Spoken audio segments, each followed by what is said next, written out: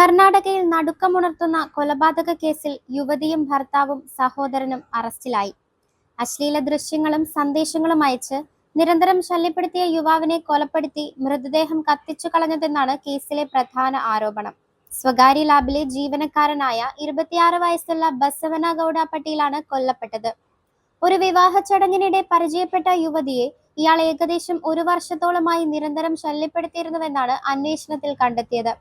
അശ്ലീല ദൃശ്യങ്ങളും സന്ദേശങ്ങളും അയച്ച് യുവതിയെ മാനസികമായി ബുദ്ധിമുട്ടിച്ചതായും റിപ്പോർട്ടുകളുണ്ട്.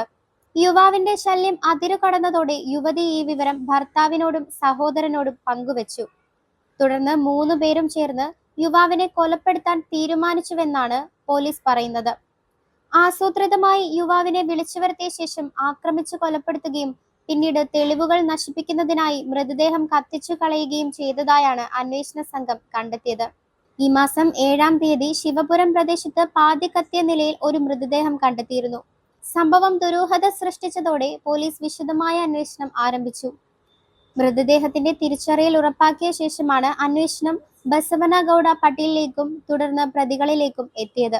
സാങ്കേതിക തെളിവുകളും ഫോൺ രേഖകളും കേന്ദ്രീകരിച്ച് നടത്തിയ അന്വേഷണത്തിനൊടുവിൽ യുവതിയായ ശ്വേത, ഭർത്താവ് ധോട്ട, സഹോദരൻ വിജയ് എന്നിവരെ പോലീസ് അറസ്റ്റ് ചെയ്തു.